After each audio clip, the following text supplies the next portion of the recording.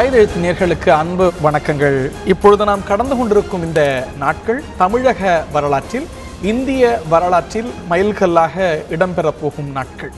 மாணவர்கள், பெண்கள், இளைஞர்கள், ஆண்கள் இப்படின்னு எந்த பாகுபாடும் இன்றி ஒட்டுமொத்த தமிழகமும் ஒத்த கோரிக்கையோடு பேரெழுச்சியோடு போராட்டம் நடத்தி கொண்டிருக்கிறது.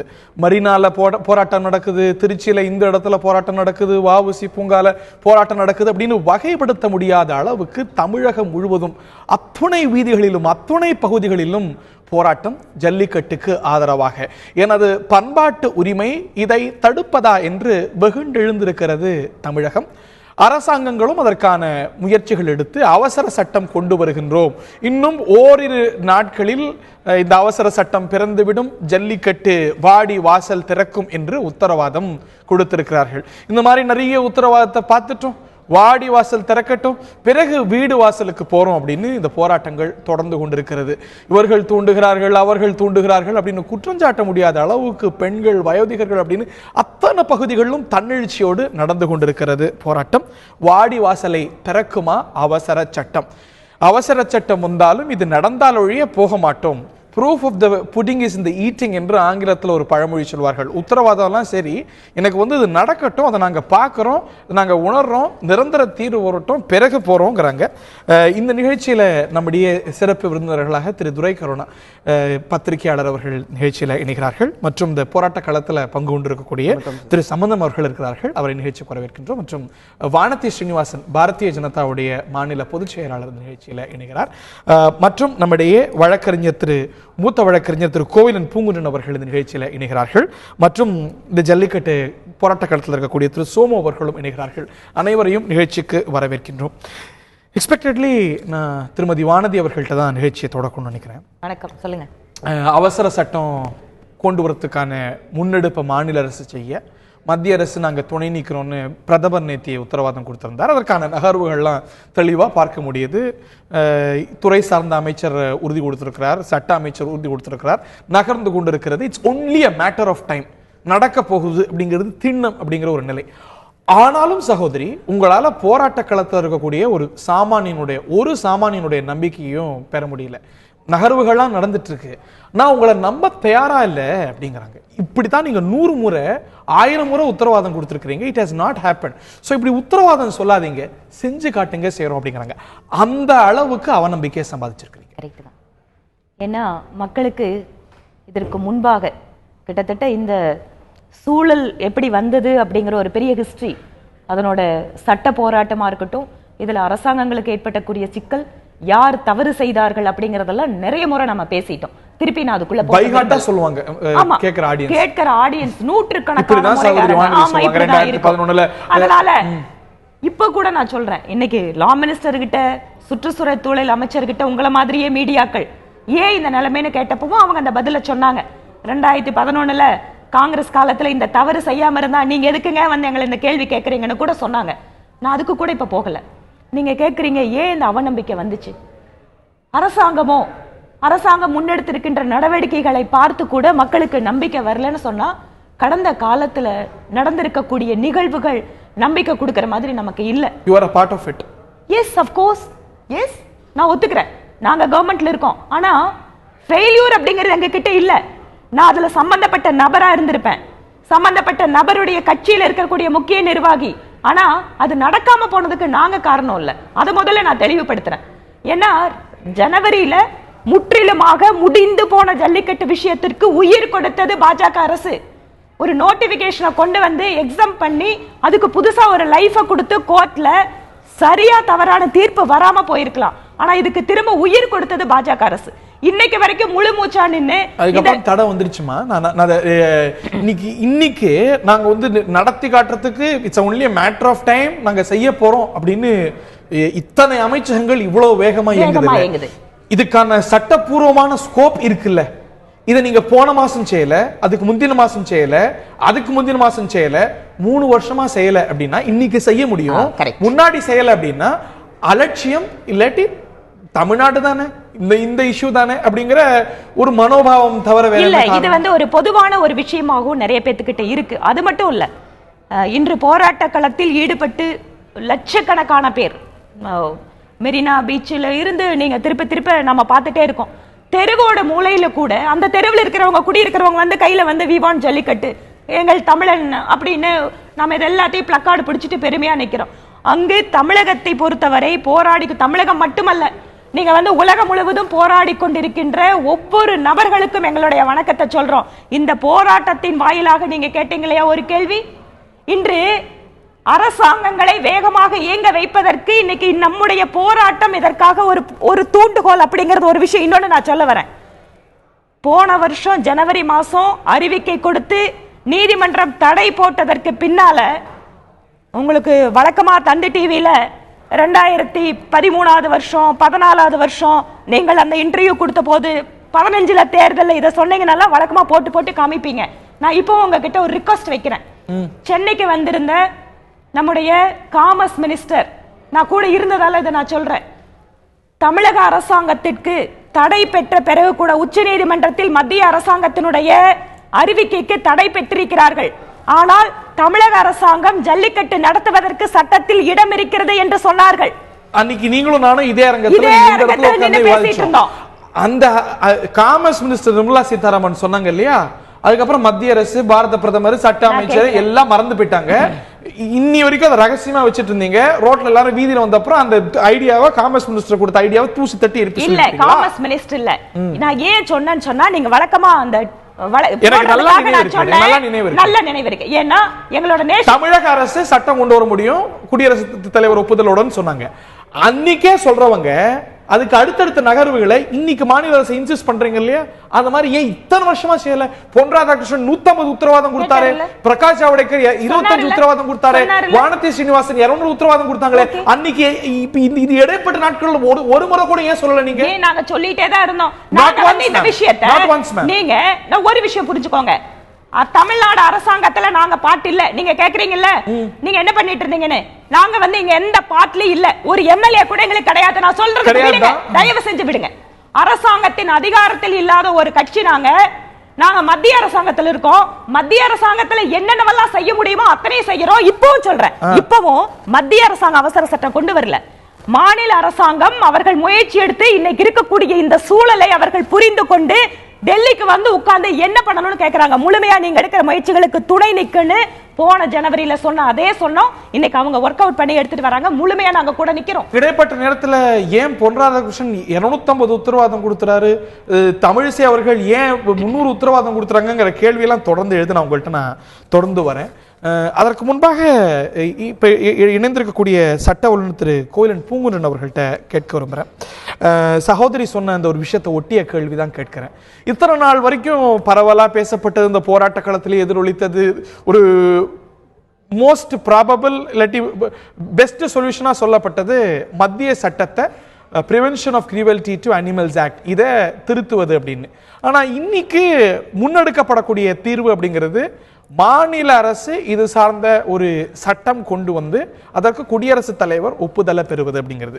இது ஒரு நிரந்தர தீர்வாக ஏற்கனவே பலமுறை நீதிமன்றத்தில் இந்த வழக்கில் பல நகர்வுகள், பல ஆக்ஷன்ஸ் வந்து ஸ்ட்ரைக் டவுன் பண்ணப்பட்டிருக்கு. அந்த மாதிரி இல்லாம ஒரு நல்ல தீர்வாக இப்பொழுது எடுக்கப்படக்கூடிய இந்த ஒரு தீர்வுங்கிறது இருக்குமா? நான் இது வந்து நல்ல இதுவாக இருக்கும்னு நினைக்கிறேன். ஃபார் இன்ஸ்டன்ஸ் ஒரு விஷயம் ஒன்று வந்து ஃபஸ்ட்டு வந்து தமிழ்நாடு வந்து ஸ்டேட் ஆக்டை வந்து கொண்டு வந்தது. ஸோ அந்த ஸ்டேட் ஆக்ட் வந்து அந்த சென்ட்ரல் ஆக்டில் கான்ஃப்ளிக்ட் ஆகுதுன்னு சொல்லிட்டு தான் வந்து பழைய அந்த நாகராஜா ஜட்ஜ்மெண்ட்டில் வந்து உச்சநீதிமன்றம் வந்து அந்த செல்லாதுன்னு சொல்லிட்டு ஒரு தீர்ப்பு கொடுத்தது. ஆனால் இன்றைக்கு சூழலில் தமிழக அரசு என்ன பண்ணியிருக்குன்னா, இந்த ஒரு அவசர சட்டம் வந்து 254 நேர்களோட குறுக்கீடுக்கு மன்னிக்கணும், நான் புரிஞ்சுக்கிறத முயற்சி செய்றேன். அதாவது மாநில சட்டம் ஜல்லிக்கட்டு நடத்துவதற்கு 2009 தமிழக அரசு ஒரு சட்டம் கொண்டு வருது. அந்த சட்டமானது ஏற்கனவே இருக்கக்கூடிய மிருகவதை தடுப்பு சட்டத்துக்கு இதனது ஷரத்துக்கள் முரணாவும் விரோதமாவும் இருக்கு அப்படின்னு ஸ்ட்ரைக் டவுன் பண்றாங்க சுப்ரீம் கோர்ட். அந்த வழக்கு ஸ்ட்ரைக் டவுன் பண்றாங்க. மேற்கொண்டு தகவல்களை சொல்லுங்க. அந்த வழக்கில் இப்போ மாநில அரசு என்ன பண்ணிருக்குன்னா, அரசு சாசனம் 254(2) விதியின் கீழே வந்து பிரசிடென்ட் முன்னுக்கு பின் முரணா இருந்தாலுமே அவங்க வந்து ஒரு சட்டத்தை வந்து இயற்றலாம். ஆனால் அந்த சட்டம் வந்து எப்போ நிலைக்கும் அப்படின்னா ஜனாதிபதியினுடைய அப்ரூவல் வேணும். இன்கேஸ் அந்த அப்ரூவல் இருந்ததுன்னா அது வந்து மத்திய அரசு சட்டத்துக்கு எதிராக இருந்தால் கூட ஒரு சில ஆஸ்பெக்ட்ல அது வந்து அந்த பர்டிகுலர் ஸ்டேட்ல வந்து நிற்கும் அப்படின்னு சொல்லிட்டு அரசு சாசனம் சொல்லுது. அதன்படி இந்த prevention of animal cruelty to animals வந்து நீங்க பாத்தீங்கன்னா கன்கரண்ட் லிஸ்ட் அரசு சாசனத்தில் வந்து சென்ட்ரலும் மத்திய அரசும் வந்து சில சட்டங்களை இயற்றலாம், மாநில அரசும் வந்து சில பொதுவான அந்த சட்டங்களை இயற்றலாம். அந்த ரெண்டு சம்பந்தப்பட்ட ஒரு லிஸ்ட் தான் வந்து கன்கரண்ட் லிஸ்ட்னு சொல்லுவாங்க. அந்த லிஸ்ட்ல வந்து என்ட்ரி 73 கீழே வந்து இந்த பிரிவென்ஷன் ஆஃப் அனிமல் குரூவல்டிஸ் ஆக்ட் இருக்கு. ஸோ அது வந்து பார்லிமெண்ட்டும் சென்ட்ரல் மத்திய அரசும் இது பண்ணலாம், மாநில அரசும் பண்ணலாம். அந்த விதியின் கீழே வந்து மாநில அரசு தாராளமாக வந்து இந்த 254(2) கீழே வந்து கொண்டு வந்து பிரசிடென்ட் அசெட் வாங்கிடுச்சுன்னா அது வந்து செல்லுபடி ஆகும். முன்ன மாதிரி உள்ள சட்டம் மாதிரி இது வந்து ஸ்ட்ரைக் டவுன் பண்ண முடியாது. அது ஒண்ணு. ஸ்ட்ரைக் டவுன் பண்ணணும்னா மத்திய அரசு சட்டத்துக்கு முரணா இருந்தது. ஆனா அதற்கு ஷீல்டா பிரசிடென்ட் அசென்ட் நம்ம வாங்கி வைக்கல. ஆனா இப்ப வந்து வாங்கி வைக்கணும். இப்ப வந்து என்னன்னா தனி சட்டம் கொண்டு அந்த இதுலயே ஒரு அமெண்ட்மெண்ட் கொண்டு வந்து சென்ட்ரல் ஆக்ட்லயே ஒரு அமெண்ட்மெண்ட் கொண்டு வந்து அதுல வந்து நம்ம வந்து ஒரு பிரசிடென்ட் அசெட் ஒரு சீல் நம்ம வாங்கி ப்ரொடெக்ஷன் வாங்கிட்டோம்னா அவங்க முன்னுக்கு பின் முரணா இருக்குன்னு சொல்லிட்டு நம்மளுடைய அந்த சட்டத்தை மாநில அந்த அமெண்ட்மெண்ட்டை வந்து ஸ்ட்ரைக் டவுன் பண்றதுக்கு வாய்ப்பு கிடையாது. ஒன்னு. ரெண்டு வந்து அவங்க எப்போ பண்ணலாம்னா அது வந்து கான்ஸ்டிடியூஷனல் வேலிடிட்டி வச்சுதான் கொஸ்டின் பண்ண முடியுமே தவிர வேற எந்த கிரவுண்டும் உங்களுக்கு இருக்காது. இது இப்படி ஒரு வாய்ப்பு இருக்கு. ஒரு சரியான போன வருஷம் ஏன் இது முன்னெடுக்கப்படல? இந்த ஆண்டு பொங்கலுக்கு முன்னாடி நம்ம ஏன் இதை எக்ஸ்ப்ளோர் பண்ணல? இது பற்றி ஏன் அதிகம் பேசக்கூட படல? அதிகமா பரவலா சொல்லப்பட்டது பேசப்பட்டது prevention of cruelty to animals ஆக்ட திருத்துங்க, மாத்துங்க. இன்னி வரைக்கும் அதான் வச்சிட்டு இருக்கோம். If this is an option, if this is a good option, ஏன் நம்ம ஏன் அரசுகள் இதை எக்ஸ்ப்ளோர் பண்ணல ஏற்கனவே? சார், பெட்டர் லேட் தென் நெவர். அட்லீஸ்ட் இப்பயாவது எல்லாம் பண்ணியிருக்காங்களே, ஸோ நம்ம வந்து சந்தோஷம் அடையும். ஸோ அதனால வந்து அட்லீஸ்ட் ஒரு பாசிட்டிவ் டைரக்ஷன்ல வந்து ஒரு ஆக்ட் வந்து செயல்படுறாங்க. நல்ல விஷயம். ரெண்டாவது வந்து மத்திய அரசும் வந்து அதில் வந்து ஒரு அமெண்ட்மெண்ட் திருத்த அந்த புல்லை வந்து அந்த பெர்ஃபார்மிங் அனிமல்ஸ்ல இருந்து நான் பெர்ஃபார்மிங் அனிமல்ஸ் இருந்து எடுத்துட்டாங்க அப்படின்னாங்கன்னா அது இன்னும் வந்து நம்மளுடைய சட்டத்துக்கு வந்து வலு சேர்க்கும் அப்படின்றது வந்து என்னுடைய கருத்து. களத்தில் தொடர்ந்து போராடி வரக்கூடிய திரு சம்பந்தம் அவர்கள்ட்ட கேட்க வரும்போது, ரெண்டு அரசுகளும் உத்தரவாதம் கொடுத்தாச்சு. கடந்த உத்தரவாதங்கள் எப்படி, அதன் மேல நமக்கு அதீதமான சந்தேகங்கள் இருந்தது, இதுக்கான முகாந்திரங்களும் இருந்தது. ஏன்னா வெறும் வார்த்தைகள், வெறும் உத்தரவாதங்கள். பட் ஆனால் இந்த முறை தெரியுது நடவடிக்கைகள் நடக்குது அப்படின்னு நம்மளால உறுதியும் படுத்த முடியுது. ஒரு அமைச்சகத்திலேருந்து இன்னொரு அமைச்சகம் பேப்பரை போகுது. It's only a matter of time. நாளைக்கு நாளைக்கு வரும். எதனால தாமதம், எப்படி கொண்டு வர போகிறோம், எல்லா விளக்கங்களும் சொல்லப்படுது. அவசர சட்டம் வரும் அப்படின்னு திண்ணம். ஆனாலும் கூட ஏன் அரசுகள் மேலே நம்பிக்கை வரமாட்டேங்குது? சார், இதுக்கு முன்னாடியிலேருந்து எல்லாமே வந்து ஃபர்ஸ்ட் ஆஃப் ஆல் நான் ஒரு தந்தி டிவி நேயர்களுக்கும் இந்த ஜல்லிக்கட்டை வந்து எங்களை அடுத்த இளைய தலைமுறைக்கு கொண்டு சேர்த்த கார்த்திகேய சிவசேனாதிபதி அவர்களுக்கும் ராஜசேகர் அவர்களுக்கும் நான் நன்றியை தெரிவிச்சுக்கிறேன். அதுக்கப்புறம் இந்த போராட்டத்துக்கு எங்களுக்கு பக்கபலமாக இருக்க காவல்துறை அவர்களுக்கும், அதுக்கப்புறம் எங்களுக்கு தன்னிச்சையாக எழுந்த எங்களுக்கு நிறைய உதவிகள் பண்ணிகிட்ருக்காங்க, மறைமுகமாக உதவிகள் பண்ணிகிட்ருக்காங்க. சாப்பாட்டுலேருந்து, ஃபுட்டில், தண்ணிலேருந்து. அவங்களுக்கு வந்து இந்த போராட்டக்கால சார்பாக நான் அவங்களுக்கு நன்றியை தெரிவிச்சுக்கிறேன். இதை ஏன் எங்களுக்கு வந்து அரசுகள் மேலே நம்பிக்கை இல்லைன்னு பார்த்தீங்கன்னா, இதுக்கு முன்னாடி பல தடவை உத்தரவாதம் கொடுத்துட்டே இருக்காங்க. நாங்கள் வந்து இதை பண்ணிகிட்ருக்கோம், இதை பண்ணிவிடுவோம் அப்படின்னு சொல்லிட்டு. அதனால வந்து இதுக்கு முன்னாடி நிறைய உத்தரவாதங்கள் நாங்கள் நம்பிட்டோம். இந்த தடவை வந்து எங்களால் அதை நம்ப முடியல. கடந்த 2 வருஷமாக தொடர்ந்து நடக்க வேண்டிய ஜல்லிக்கட்டு நடக்கவே இல்லை. 3வது தடவை இப்பவும் விட்டுட்டோம்னா, 3 தடவை விட்டுட்டோம்னா அதுக்கப்புறமேட்டு அதை வந்து மறுபடியும் கொண்டு வர முடியுமா அப்படின்றதுல ரொம்ப எங்களுக்கு சந்தேகம் இருக்குது. அதனால் இப்போ நாங்கள் வந்து தன்னெழுச்சியாக எழுந்ததுக்கு காரணமே எங்களோட பாரம்பரியத்தை வந்து இதுக்கப்புறம் வந்து எந்த ஒரு அமைப்பும் சரி, எந்த ஒரு அரசியல் ரீதியாகவும் சரி, நீதிமன்றங்களும் சரி, எங்களோட தனி மனித கலாச்சார பண்பாட்டில் யாருமே வந்து தலையிடக்கூடாது. அப்படி தலையிடாமல் இருக்கணும்னா எங்களுக்கு வந்து அமெண்ட் பிசி ஆக்ட் வந்து வரணும். இந்த அமெண்ட் பிசி ஆக்ட் வந்து நாங்கள் எதுக்காக வந்து இவ்வளோ ஸ்ட்ராங்காக நாங்கள் போராடிட்டு இருக்கோம்னா, இது வந்து தமிழ்நாட்டுக்கான கலாச்சாரத்துக்காக மட்டுமே கிடையாது, ஆல் ஓவர் இந்தியாவுக்கும் வந்து இதில் வந்துட்டு பங்கு இருக்குது. சட்ட வல்லுநர் பிசி ஆக்ட் அமெண்ட் பண்ணால் ஒழிய நான் கலைய மாட்டோம் அப்படிங்கிற கோஷங்கள் கேட்குது. இங்க கலந்து கொண்டிருக்கக்கூடிய சட்ட வல்லுநர் கூறுறார், திரு பூங்குன்றம் அவர்கள் கூறுறார், அவரும் கூட இந்த வழக்கில் ஆக்டிவா பங்கு கொண்டிருக்கிறவர் தான்.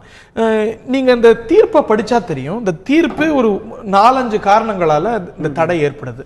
அதுல தமிழ்நாடு ஜல்லிக்கட்டு ரெகுலேஷன் ஆக்ட் மத்திய சட்டத்துக்கு முரணாக இருக்கிறது, அதனால அது ரிபாக்னன்ட் அப்படின்னு சொல்லிட்டு அவங்க தடை விதிச்சிடறாங்க. ஏன்னா அதுக்கு குடியரசுத் தலைவர் ஒப்புதல் வாங்கல. ஆனா இப்போ அநேகமா என்னுடைய புரிதல் சரியா இருந்தா ஆர்டிகல் 254(2) நினைக்கிறேன், அதன் அடிப்படையில் மாநில சட்டம் மத்திய சட்டத்துக்கு முரணாக இருந்தாலும் குடியரசு சட்டம் தலைவரோட ஒப்புதல் பெற்றா அது நிலைக்கும் அப்படிங்கிறது சட்ட புரிதல், சட்ட வல்லுநர்களும் கூட அது முடியுங்கிறாங்க. ஏன் நம்ப கூடாது அதை? சரி, இதுக்கு முன்னாடி தான் நிறைய விஷயங்கள்ல இந்த ஜல்லிக்கட்டு விஷயமாகட்டும் சரி, மற்ற விஷயங்களாக இருந்தாலும் சரி, நம்பிக்கையை கொடுத்து எங்களை வந்து இது பண்ண வச்சுட்டாங்க. ஏன்னா எங்களால் பொறுத்து பார்த்து இது வந்து எங்கள் எதிர்த்து குரல் கொடுக்காம நம்மளோட உரிமையை நிலைநாட்டிக்க முடியாதுன்ற கட்டத்தில் இருந்து தான் நாங்கள் வந்து இப்போ வந்து வெடிச்சு எழுந்திருக்கோம். எரிமலையா இப்ப அரசு செஞ்சது போதாதுன்னு நினைக்கிறீங்களா? என்ன செஞ்சிருக்கணும்னு கருதுறீங்க? இல்லை, அரசு வந்து சரியான பாதையில் தான் போயிட்டு இருக்காங்க. இந்த போராட்டத்தை அந்த சட்டத்தை வந்து பிசி ஆக்டை வந்து பர்மனண்ட்டாக எங்களுக்கு வந்து சொல்யூஷன் வர வரைக்கும் அந்த காப்பியை வந்துட்டு சிஎம் இல்லை பாரத பிரதமர் அவர்களோ சரி எங்களுக்கு வந்து டைரக்டாக மீடியா மூலமா எங்களுக்கு தெரிவிக்கணும். அது தெரிவிக்கிற கோரிக்கையில் இருக்கக்கூடிய உணர்வை புரிஞ்சுக்க முடியுது. ஆனா ஒரு சட்டம் இயற்றுறது அப்படிங்கிறது வந்து லேசான காரியம் இல்லை. இன்னைக்கு வந்து ஒரு என்னதான் அரசு நோட்டிபிகேஷன் கொண்டு வந்தா பீட்டாக்காரங்க உடனே தடை வாங்கிடுறாங்க, இல்ல கோர்ட்டுக்கு போய் என்னெல்லாம் லூப் ஹோல்ஸ் இருக்கோ அதை பிடிச்சிட்டு தடை கொண்டு வந்துட்டே இருக்காங்க. அப்படி ஒரு சட்டத்தை கொண்டு வரணும்னா பொறுமையா பார்த்து எதை செய்தால் தடை வராது இதெல்லாம் பார்த்து கேர்ஃபுல்லா டிராஃப்ட் பண்ண வேண்டிய அவசியம் இருக்கு இல்லையா? அதற்கு நம்ம அரசுகளுக்கு டைம் கொடுக்க கூடாது. அதுவும் ரொம்ப நேரம் கேட்கல, மேட்டர் 1 or 2 days சொல்றாங்க. அது ஜஸ்டிஃபைடு இல்லையா? அந்த இல்லை சார், அதுல வந்து எங்களுக்கு உடன்பாடு இல்லை. ஏன்னா வந்து பல வருஷமாவே இதுதான் அரசுகள் சொல்லிட்டு இருக்காங்க. இதுதான் எங்களுக்கு சான்ஸ். அதாவது வந்து எப்பெல்லாம் வந்து ஒரு மக்களோட உரிமை வந்து மறுக்கப்படுதோ அப்பெல்லாம் வந்து இந்த மாதிரியான எழுச்சி வந்து கண்டிப்பாக வந்துகிட்டே இருக்கும். இப்போ வந்து நாங்கள் சரி அவங்கள நம்பிட்டு நாங்கள் போயிட்டோன்னு வச்சுக்கோங்களேன், அடுத்த தடவை வந்து இதை வந்து மறுபடியும் வந்து போஸ்ட்பான் பண்ணிட்டு போயிட்டே இருப்பாங்க. இப்போ வந்து கலைச்சிட்டாங்க, இப்போதைக்கு இதை வந்து சால்வ் பண்ணியாச்சு, நெக்ஸ்ட் வந்து அப்புறம் பார்த்துக்கலாம். லைட்டா எடுத்துக்காதீங்கங்கிற அவங்கள வந்து மெசேஜ் கொடுக்க வேண்டிய அவசியம் இருக்கு. Don't take our protest lightly. Actually வந்து இப்போ நாங்கள் அவங்க வார்த்தையை நம்பி சரி ஓகே அவங்க வந்து பண்ணிடுவாங்க, நாங்கள் இன்னைக்கு போயிட்டோன்னு வச்சுக்கோங்களேன், நாளைக்கு வந்து அவங்க அவங்களோட சைடில் இருக்கிற வேலையை பார்த்துட்டு போயிடுவாங்க. இது மக்கள் பிரச்சனையை வந்து பண்ண மாட்டாங்க. நீங்கள் இன்னொன்று கேட்டீங்க, அவங்க அமைப்புகள் வந்து கேஸ் போடுறாங்க அப்படின்னு சொல்லிட்டு. எந்த அரசாங்கமும் சரி, ஸ்டேட்டு, சென்ட்ரல், உச்சநீதிமன்றம் யாராக இருந்தாலும் மக்களுக்கு தான் வந்து இது எல்லாமே இருக்க தவிர ஒரு தனி அமைப்புகளுக்கோ அதுவோ கிடையாது. ஒரு தனி மனித ஒரு கலாச்சாரம் பல வருஷமாக பண்பாட்டோட நடந்துகிட்டு இருக்க விஷயத்தில் ஒரு அதுவும் வெளிநாட்டு அமைப்பு வந்துட்டு நம்ம கலாச்சாரத்துல கை வைக்குது. நீங்க சொல்றது சரி, மாற்றுக்கிறதே இருக்க முடியாது. ஆனா இது ஒரு சட்டப்பூர்வமா வந்திருக்கக்கூடிய தடை. சோ முள்ளால் எடுக்கலாம்ங்கிற மாதிரி நீங்க சட்டத்தால மூலமா தானே எடுக்க வேண்டிய ஒரு கட்டாயம் நம்ம எல்லாருக்கும் ஏற்பட்டிருக்கு. அரசுகளுக்கும் நம்ம எல்லாருமே அப்படித்தானே ப்ரொசீட் பண்ணணும். இன்னைக்கு ஜல்லிக்கட்டு நடக்கணும் அப்படிங்கிற ஒத்த கோரிக்கையில ஒரு பெரிய புரட்சின்னு சொல்ல முடியும். ஆனா இன்னைக்கு இந்த இதுக்கு தீர்வுக்கு எட்டணும் வந்தாலும் கூட சட்டப்பூர்வமா தானே செய்து அது அந்த ஷரத்துக்கள்லாம் மாற்ற வேண்டிய ஒரு நிலைமை இருக்கு. அதுக்கு காலமும் நேரமும் நடவடிக்கைகளுக்கும் வாய்ப்பும் நேரமும் கொடுக்க கூடாது. இல்ல, ஏற்கனவே நிறைய வாய்ப்புகள் கொடுத்தாச்சு. மறுபடியும் கேட்கறதுனால ஒண்ணுமே பண்ண முடியாது. இப்போ நான் வந்து ஒரு எக்ஸாம் ஹாலில் போயிட்டு உட்காந்துட்டு இருக்கேன்னா எனக்கு வந்து 3 hours தான் எனக்கு டைம். நான் வந்து அந்த 3 hoursக்குள்ள நான் வந்து முன்னாடியே எனக்கு தெரியும் 3 hours தான் டைம் இருக்கு, நான் வந்து அதுக்குள்ள எழுதி ஆகணும். என்னோட டார்கெட் வந்து 2.5 hours நான் எழுதி முடிக்கணும், அப்புறம் நான் ரெஃபர் பண்ணணும். அதே மாதிரி அரசாங்கங்களுக்கும் இல்ல உச்சநீதிமன்றத்துக்கும் மக்களோட இது வந்து நிறைய தடவை கொடுத்தாச்சு, டைம் கொடுத்தாச்சு. அண்டர்ஸ்டாண்டபிள். இன்னைக்கு வந்து தை திருநாளுக்கு இப்போ பொங்கல் திருநாளுக்கு ஜல்லிக்கட்டு நடந்திருந்தா இந்த அவசியம் வந்திருக்காது. டிசம்பர்ல இறுதியில இந்த போராட்டம் இவ்வளவு உக்கிரம் அடையல, ஜனவரி தொடக்கத்துல இந்த போராட்டம் உக்கிரம் அடையல, பொங்கலுக்கும் நடக்கல, இந்த தை திருநாளுக்கு ஜல்லிக்கட்டு கிடையாது, இந்த தை திருநாளுக்கும் ஜல்லிக்கட்டு கிடையாது அப்படிங்கும் போதுதான் விரக்தியா, கோபமா, ஏமாற்றமா வெடிக்குது. இது ஜல்லிக்கட்டுக்கான போராட்டம். We want Jallikattu, ban PETA, மேலும் சில கோஷங்கள் கேட்டாலும் கூட ஒட்டுமொத்தமா என்னுடைய my patience is being tested. என்னுடைய அமைதியை, என்னுடைய பொறுமையை தொடர்ந்து சோதிக்கிறீங்க, என்னுடைய உரிமை சார்ந்த பிரச்சனையை தொடர்ந்து நீங்க வந்து லைட்டா எடுத்துக்கிறீங்க அப்படிங்கிற ஒரு ஒட்டுமொத்தமான பல பிரச்சனைகள்ல ஏமாற்றத்துடைய வெளிப்பாடு இந்த ஒரு புரட்சி அப்படின்னு சொல்லலாம். நிச்சயமாக நாம் அப்படி தான் இதை எடுத்துக்கிறணும். என்னன்னு பார்த்தீங்கன்னா, தமிழ்நாட்டை பொறுத்தளவில், தமிழக மக்களை பொறுத்தளவில் நிச்சயமாக இவர்கள் பொறுமையின் சிகரம்தான். பல சந்தர்ப்பங்களில் நாம் பார்த்துருக்குறோம். பெரும்பாலான விஷயங்களில் நீங்கள் காவிரி நதிநீர் பிரச்சனையாகட்டும், முல்லைப்பெரிய பிரச்சனையாகட்டும், பாலாறு பிரச்சனையாகட்டும், இலங்கை தமிழர் பிரச்சனையாகட்டும், பல்வேறு பிரச்சனைகளில் ஒரு சில அடையாள குறியீடுகளாக அங்கங்கே சில போராட்டங்கள் வெடிக்கும், ஆர்ப்பாட்டங்கள் நடக்கும், அமைப்பு ரீதியாகவும் கட்சி ரீதியாகவும் நடத்துவாங்க. தன்னெழுச்சியாக மாணவர் அமைப்புகளும் கூட போராடி இருக்கு. நீங்கள் 1965 மொழி போராட்டம் வந்தபோது இதுவரை ஒரு தன்னெழுச்சியான போராட்டம் தான். அப்பவும் மாணவர்கள் தான் கிளர்ந்தெழுந்து இது மாதிரியான ஒரு போராட்டத்தை முன்னெடுத்து அதற்கு ஒரு தீர்வு கிடைச்சது. இப்போ அதே அடிப்படையில் நமக்கு ஒவ்வொரு முறையும் தமிழர்கள் புறக்கணிக்கப்படுகிறார்களோ, எங்கள் உலக அளவில் நீங்கள் பல்வேறு நாடுகள்லேயும் கூட அந்த நிலைமைகள் இருக்குது. ஒரு இந்த தமிழகத்தில் ஒரு 7.5 கோடி, உலகளாவிய ஒரு 10 கோடி தமிழர்கள் இருக்கிறாங்க. ஒரு 20 லட்சம் 30 லட்சம் மக்கள் வாழ்கிற கூட ஒரு தனி நாடாக, சுதந்திர நாடாக அவங்க ரொம்ப சிறப்பாக இருந்துகிட்டு இருக்காங்க. ஆனால் இவ்வளோ பெரிய ஒரு ஜனத்தொகை கொண்ட ஒரு அமைப்புக்கு எந்தவித ஒரு மரியாதையும், ஒரு கூட்டாட்சி தத்துவத்தில் இந்திய அரசாங்கம் சரி, உச்சநீதிமன்றம் கூட நமக்கு ஏதோ ஒரு அநீதி இழைக்கிற மாதிரியே தெரியுது அப்படின்னு இந்த மாணவர்களும் இளைஞர்களும் கொஞ்சம் கொஞ்சமாக அதை உணர்ந்துக்கிட்டே வர்றாங்க. அப்போ அவங்களுக்கு ஒரு மையப்புள்ளி தேவைப்படுது, ஏதாவது ஒன்று. அந்த நேரத்தில் தான் இப்போ இது வருது. கடந்த 3 ஆண்டுகளாக 14, 15, 16 நடத்த முடியலை. அப்போ இந்த ஆண்டு நடத்த முடியலைங்கிற ஒரு அடையாளம், ஒரு தமிழர்களுடைய அடையாளம், பாரம்பரியம். ஒரு 3500 ஆண்டுகளாக இது ஒரு பாரம்பரியமான நிகழ்வாக இருந்தது. ஒரு சில இடங்களில் தான் அது நடக்குது. நீங்கள் சென்னையை சேர்ந்த பல போராட்ட களத்தில் இருந்த நண்பர்கள், சகோதரிகள் சொன்னாங்க, நாங்கள் ஜல்லிக்கட்டை பார்த்ததே இல்லை, அது எப்படி நடக்கணும் கூட தெரியாது. ஒரு அடையாளமாக, அதனால தான் கேட்குறேன், இது ஜல்லிக்கட்டை தாண்டி தொடர்ந்து இழைக்கப்படக்கூடிய ஒரு அநீதியா உணரக்கூடிய விஷயங்களுடைய வெளிப்பாடு, அதனுடைய மொத்த வடிவமைப்பு தான். அவங்களுக்கு உள்ளே இருந்த அந்த உணர்ச்சிகளுடைய ஒரு வெளிப்பாடாக, கொந்தளிப்பாக தான் இது வந்திருக்கு. தன்னெழுச்சியாக லட்சக்கணக்கான பேர் பொதுவெளியில் 4 நாட்கள் 5 நாட்கள் தன்னை வருத்திக்கிட்டு இருக்கிறாங்க. எந்த காலகட்டத்திலையும் நீங்கள் இந்திய வரலாறு, உலக வரலாற்றில் இந்த அளவுக்கு ஒரு 5 நாட்கள் 6 நாட்கள் குழந்தைகள், பொதுமக்களோட, மாணவர்கள், இளைஞர்கள்னு எல்லா தரப்பு நடுரோட்டுக்கு வந்து தன்னை தாங்களே வருத்திக்கிட்டு, ஒரு 5 பேர் கூடனா எப்படி வன்முறை நடக்கும் ஆர்ப்பாட்டத்தில் நம்ம பார்த்துருக்குறோம். நீங்கள் உதாரணத்துக்கு எடுத்துக்கிட்டோன்னா, காவிரி நதிநீர் பிரச்சனை நாம் தண்ணீர் கேட்டு இங்கே சாத்வீக வழியில் போராடினோம். ஆனால் தண்ணீர் கொடுக்க மாட்டோங்கிறவங்க என்ன பண்ணாங்க, பஸ்ஸை கொடுத்துனாங்க, தமிழர்கள் அடித்தாங்க. அது மாதிரியான ஒரு நிலை இங்கே தமிழ்நாட்டில் இல்லை. எங்களுடைய உரிமைகள் காக்கப்பட வேண்டும், எங்களுடைய கலாச்சாரம் பண்பாடு காக்கப்பட வேண்டும். இனிமேல் எங்கள் குரலுக்கு மத்திய அரசாங்கமும் சரி, மாநில அரசாங்கமும் சரி, நீதிமன்றமும் சரி நிச்சயமாக செவிசாய்க்கணும். சட்டம் என்பது மக்களுக்கானது. உண்மை. ஆர்வம் செலுத்தி வரக்கூடிய திரு பாலகுமார் சோமு அவர்கள்ட்ட முதற்கட்ட கருத்தை கேட்க விரும்புகிறேன். பிரதான கேள்வியை தான் உங்கள்கிட்ட கேட்கிறேன். வாடி வாசலை திறக்குமா அவசர சட்டம் நிரந்தரமா திறந்து வச்சிருக்கோன்னு நினைக்கிறீங்களா?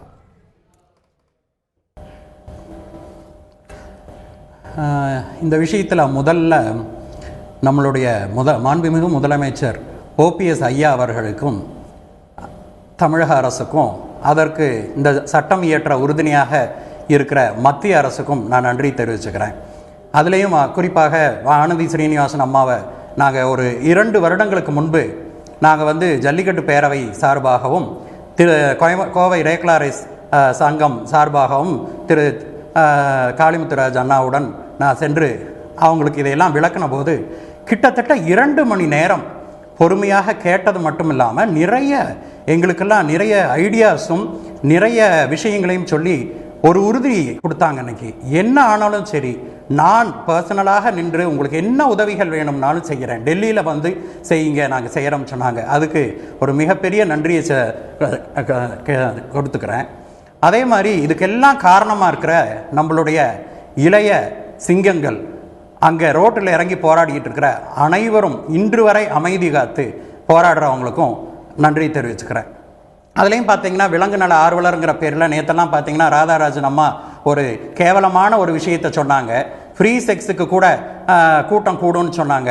இந்த மாதிரி ப்ரொவகேஷனை எல்லாம் தாண்டி கூட நம்மளுடைய மாணவ சமுதாயம் அமைதியாக இருக்கிறது மிகப்பெரிய விஷயம். அவங்களுக்கு உண்மையிலேயே நான் தலை வணங்குறேன். இப்போது நம்ம கேள்விக்கு வருவோம். இந்த 2 ஆப்ஷனும் நமக்கு முதல்ல இருந்தே இருந்தது. உச்சநீதிமன்றம் தடை விதித்த போதே தெளிவாக என்ன சொல்லுச்சுன்னா, தமிழ்நாடு ஜல்லிக்கட்டு ரெகுலேஷன் ஆக்ட் 2009 பிரசிடென்ட்டுக்கிட்ட அசன்ட் வாங்காதனால பிசிஏ ஆக்ட் வந்து சூப்பர் சீட் பண்ணுவதாக கூறியது. அதனால நாங்கள் ரெண்டையுமே தான் ஜல்லிக்கட்டு பேரவை சார்பாக, கோயம்புத்தூர் ரேக்லாதரை சங்கம் சார்பாக ரெண்டையுமே கேட்டுக்கிட்டு இருந்தோம். 2 அரசாங்கங்களிடம் நாங்கள் இந்த கோரிக்கைகளை வைத்துக் கொண்டிருந்தோம். அதில் முக்கியமாக வந்து நாங்கள் நினைத்தது என்னவென்றால், மத்திய அரசு செய்தால் அது மேலும் பாதுகாப்பாக இருக்கும், மேலும் தடையின்றி நடக்கும் அப்படிங்கிற ஒரு நம்பிக்கையில் செய்தோம். So that was option 1. Option 2 எங்களுக்கு வந்து மாநில அரசாங்கம் இருவருமே எங்களுக்கு செய்வதாக சொன்னார்கள். இன்றைக்கு இருவரும் இணைந்து செய்கிறார்கள். ஆப்ஷன் 2லையும் பார்த்தீங்கன்னா, இப்போ நாம் ஒரு சட்டத்தை உருவாக்கி அதுக்கு பிரசிடென்ஷியல் அசென்ட் வாங்கினால் அது நிற்கும், அது தடைப்படாது அப்படின்னு நாங்கள் நம்புகிறோம். இன்றைய அட்டார்னி ஜெனரல் முகில் ரோத்தகி அவர்களும் அதைத்தான், அந்த கருத்தை தான் சொல்லியிருக்கிறார். அதனால் எங்களுக்கு முழுமையாக நம்பிக்கை இருக்கிறது. அரசாங்கங்கள் இணைந்து செய்யும் போது இதுக்கு மீண்டும் ஒரு தடை வராது அப்படிங்கிற நம்பிக்கை. அதே சமயத்தில் தடை வராத அளவுக்கு, ஏன்னா நாங்கள்லாம் வந்து சட்டம் படித்தவர்கள் அல்ல, நிறைய பெரும் பெரும் வக்கீல்கள் இருக்கிறீங்க, அரசியல் கட்சிகள்லையும் இருக்கிறீங்க, பாஜகலையும் இருக்கிறீங்க, மற்ற கட்சிகள்லையும் இருக்கிறீங்க. எல்லாரும் சேர்ந்து எங்களுக்கு ஒரு நல்ல வலுவான ஒரு சட்டம், சுப்ரீம் கோர்ட் எப்படி நினைத்தாலும் எங்களுக்கு தடை கொடுக்க முடியாத அளவுக்கு ஒரு சட்டத்தை கொண்டு வாங்க அப்படிங்கிற ஒரு கோரிக்கையை ஒரு சாதாரண மனிதனாக களத்தில் நின்று மக்களோடு துயரங்களை பகிர்ந்து கொண்டவனாக நான் கேட்டுக்கொள்கிறேன். இந்த 2 அரசாங்கங்கள் மீதும் நம்பிக்கை இருக்கிறது. அதற்கு மேலும் உச்ச நீதிமன்றம் இந்த உணர்வை புரிந்து கொள்ளும் என்பதிலும் எங்களுக்கு ஒரு நம்பிக்கை இருக்கு. ஓகே, இவ்வளவு பெரிய எழுச்சி உச்ச நீதிமன்றத்துடைய மனதை நெஞ்ச தொற்றுக்காதான் இத்தனை கட்டுப்பாட்டோடு கண்ணியத்தோடு கூடிய ஒரு எழுச்சி உலக தமிழர்களை தொட்டிருக்கிறது, உலகம் முழுவதும் கவனிக்கப்பட்டிருக்கிறது. இதை அணுகிட்டு இருக்கக்கூடிய உச்ச நீதிமன்றத்துடைய மனதையும் தொட்டிருக்க வேண்டும். நான் திரு வழக்கறிஞர் கோவிலன் அவர்கள்ட்ட கேட்க விரும்புகிறேன். இது ஒரு முக்கியமான அம்சம். மாநில அரசு பிரசிடென்ஷியல் அசென்ட்டோட அவசர சட்டம் கொண்டு வருவது ஒரு அம்சம். இது ஒரு நல்ல முடிவு அப்படிங்கிறீங்க. ஆனாலும் கூட இது இன்னும் சேஃப்டி நெட்ஸ் இருக்கிறது தானே சரியா இருக்கும். ஒட்டுமொத்த பாராளுமன்றமும் ஏன் சில மாநிலங்களுடைய சட்டமன்றம் எல்லாம் சேர்ந்து கான்ஸ்டிடியூஷனல் அமெண்ட்மெண்டா கொண்டு வந்த என்ஜேசி சட்டத்தையே உச்ச நீதிமன்றம் ஸ்ட்ரைக் டவுன் பண்ணிடுச்சு. எனில் இந்த வழக்கில் தொடர்ந்து ஒரே நிலைப்பாட்டை நீதிமன்றம் எடுத்துட்டு இருக்கு. கூடுதலான சேஃப்டி நெட்ஸ் இருக்க வேண்டிய அவசியம் இயல்பாவே இந்த வழக்கில் ஏற்பட்டு இல்லையா? இன்னைக்கு மாநில அரசு அவசர சட்டம் கொண்டு வருது. கூடுதலா எந்தெந்த ஷரத்துகள்ல பிசிஏ ஆக்ட்ல காரணமா காட்டி தடை கொண்டு வந்திருக்கோ அதை மாற்றுவதும் பெஸ்ட் ஆப்ஷனா இருக்காதா? அந்த சேஃப்டி நெட்ஸும் இதுக்கு தேவைப்படலையா?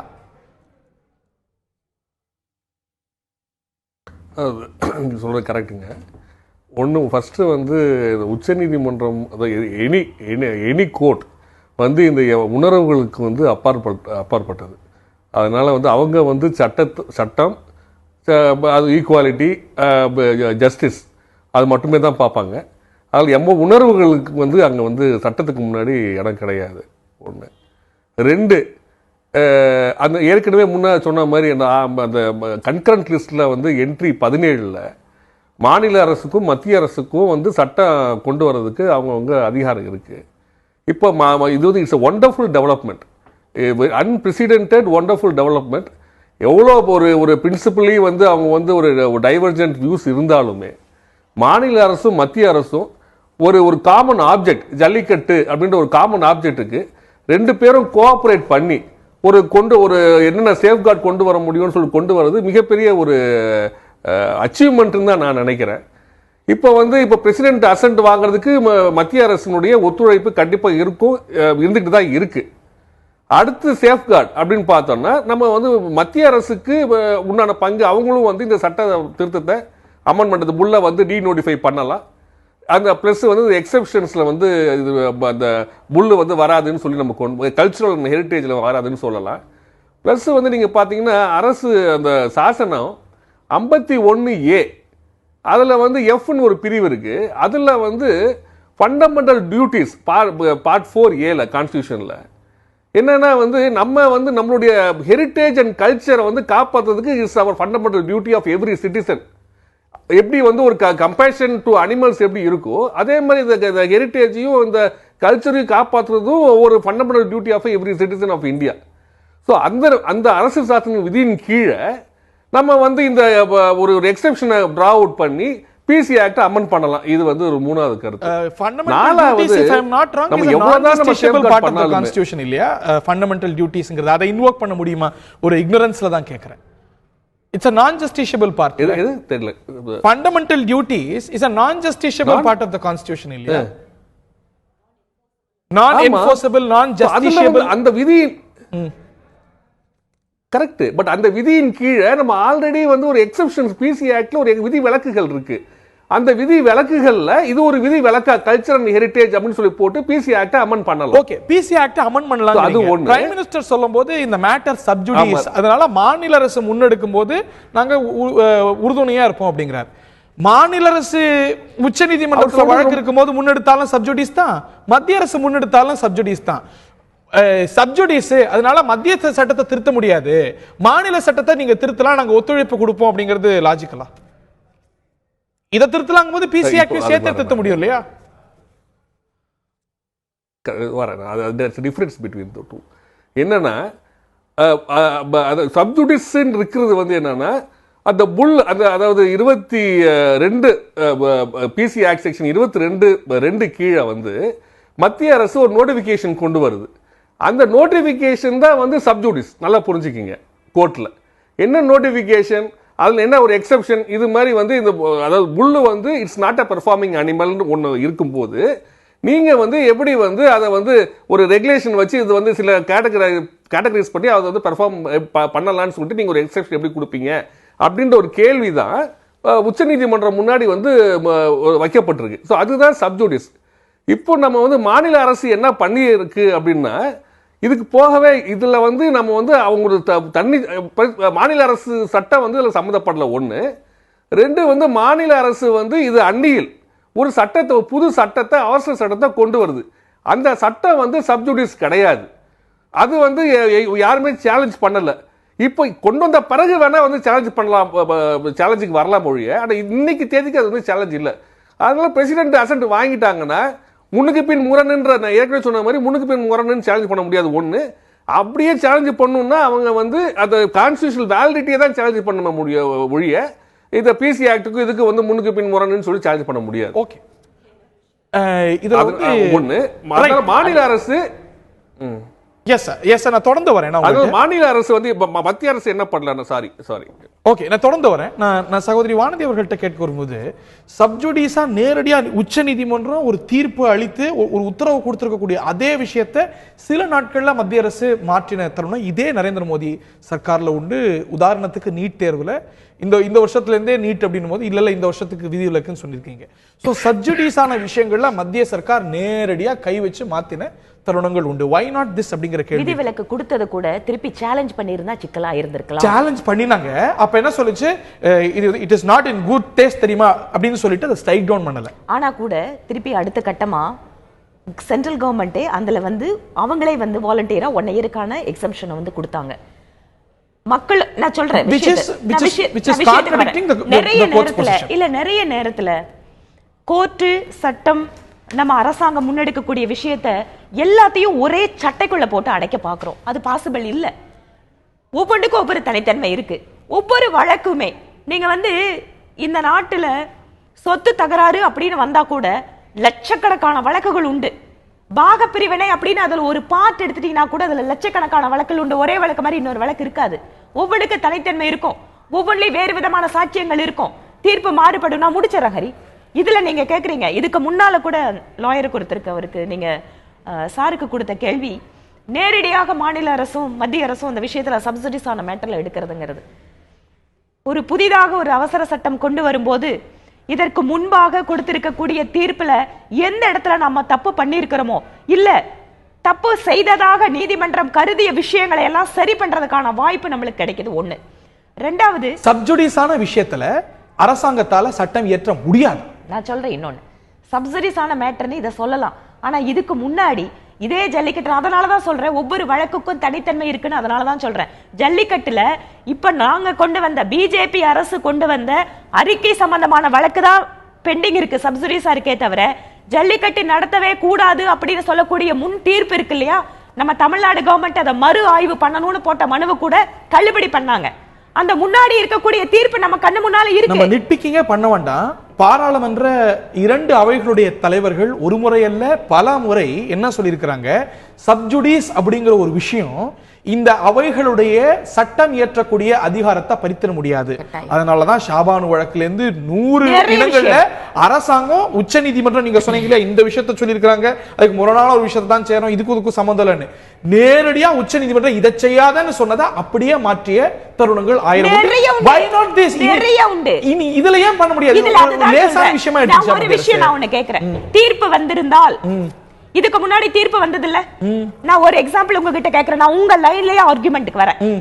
உச்ச நீதிமன்றம் நான் உங்க லைன்ல வந்துடலாம்னு பாக்குறேன். நம்ம இந்த நிட்பிக்கிங்லாம் விட்டுருவோம், இந்த சட்ட எல்லாத்தையும் விட்டுறாங்க. நான் என்ன கேக்குறேன், ஒரே ஒரு கேள்வி கேக்குறேன். திரு சோமு சொன்னார், வானதி அவர்களை 2 வருஷத்துக்கு முன்னாடி பார்த்தேன், அவங்க இதை வந்து இதோட அங்கீகரிச்சாங்க, திரு பொன் ராதாகிருஷ்ணன் அங்கீகரிச்சார், தமிழிசை அவர்கள் அங்கீகரிக்கிறார், தமிழ்நாட்டில் இருக்கக்கூடிய அத்தனை தமிழக பாஜக தலைவர்களும் ஜல்லிக்கட்டு நடக்கணும் தான் நீங்க விரும்புறதுக்கான வாய்ப்பு இருக்கு. இதுல நடந்து வரக்கூடிய தொடர் தோல்வியில நீங்க தான் இந்த லைன் ஆஃப் கொஸ்டினிங்ல நீங்க தான் தொடர்ந்து வருபடுறீங்கன்னே சொல்லலாம்.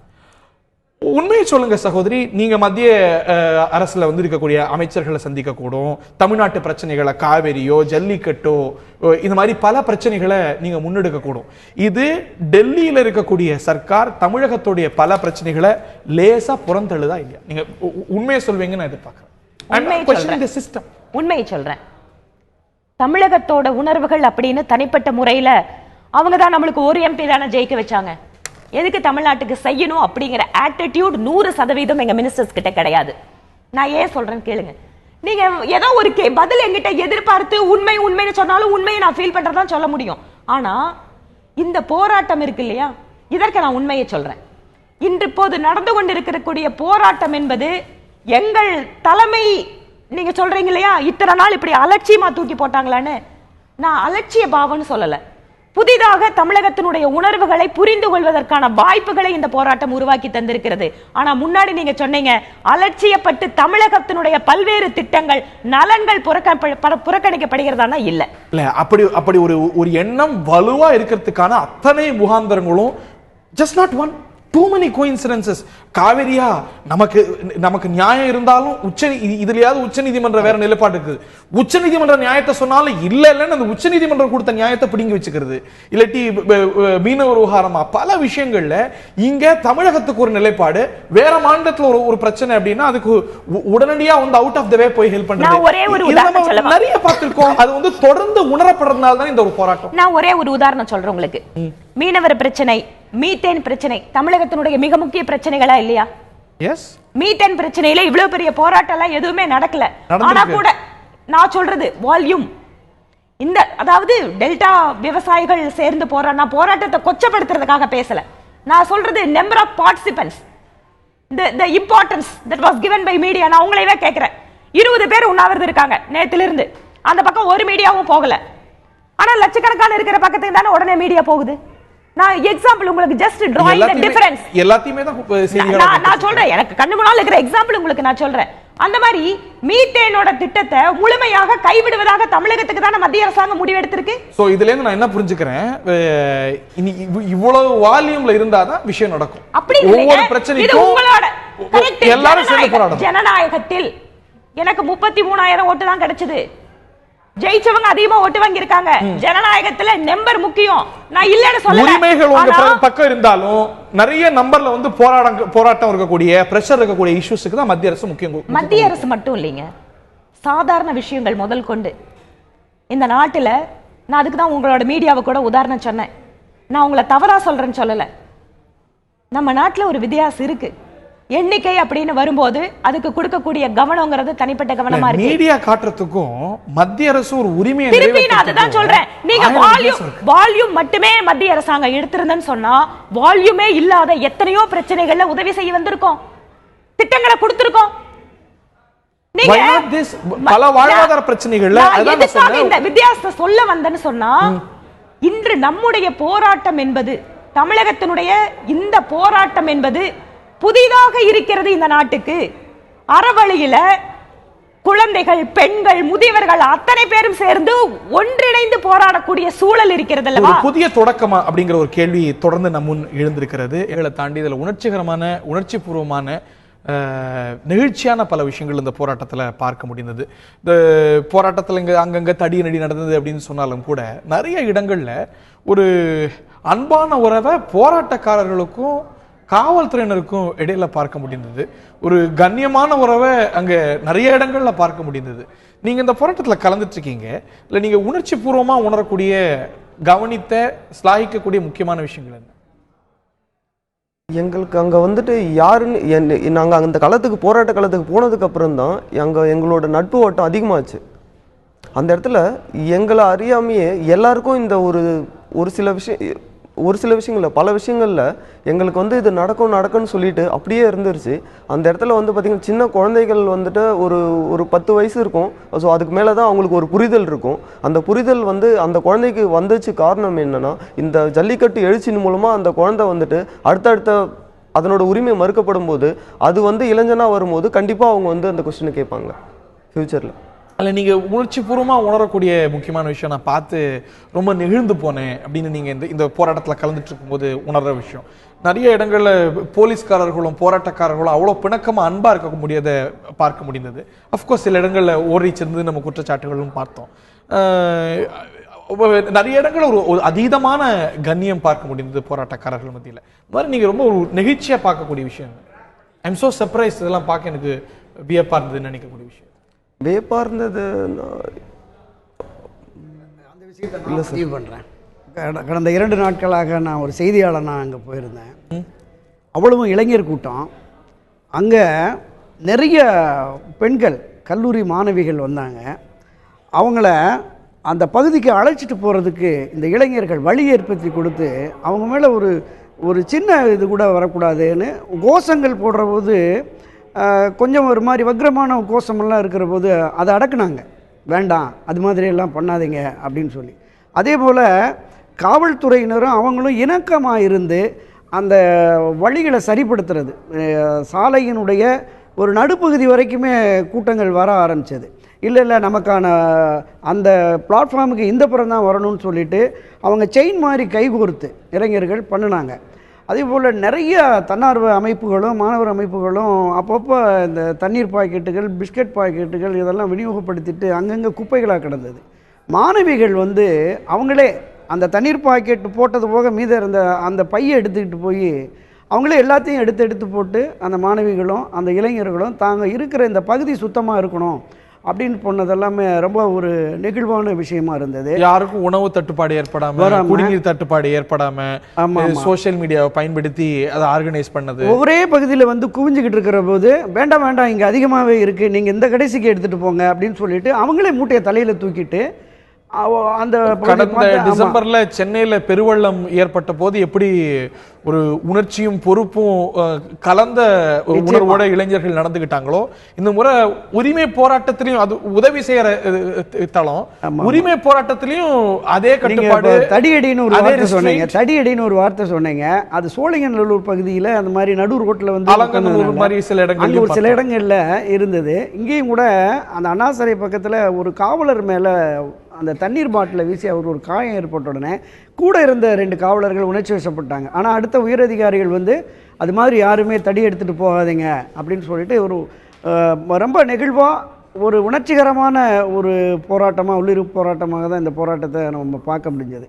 இதில் இன்னொரு விஷயம் நான் சொல்ல விரும்புகிறேன். ஐயா அவங்க வந்து மூத்த வழக்கறிஞர்கள், நீதிமன்றம் வந்து உணர்வுகளுக்கெல்லாம் இடம் தராது அப்படின்னு சொன்னாங்க. சமீப காலத்தில் பல தீர்ப்புகளில் தீர்ப்புக்கு பிறகு தங்களுடைய உணர்வை பல நீதிபதிகள் வெளிப்படுத்தியிருக்காங்க. நீங்கள் டான்சி தீர்ப்பாகட்டும், சமீபத்தில் நடந்த உள்ளாட்சி தேர்தல் தொடர்பான தீர்ப்பாகட்டும், ஒரு அரசியல் தலைவருக்கு தீர்ப்பு கொடுத்து அவரை போய் காந்தி நினைவிடத்தில் போய் நீ ஒரு பணி செய் அப்படின்லாம் சொன்னாங்க. அது உணர்வுபூர்வமானது தான் இல்லையா? இது மாதிரி ஒரு மிகப்பெரிய தன்னெழுச்சியான லட்சக்கணக்கான பேர் ஒரு மாநிலத்தினுடைய அதிகபட்ச ஜனங்கள் போராடுற போது நிச்சயமாக அந்த உணர்வின் தாக்கம் நீதிபதிகளுக்கு, உயர்நீதிமன்ற நீதிபதிகளுக்கு, உச்ச நீதிபதிகளுக்கு நிச்சயம் இருக்கும். அந்த உணர்வு இருக்கும்.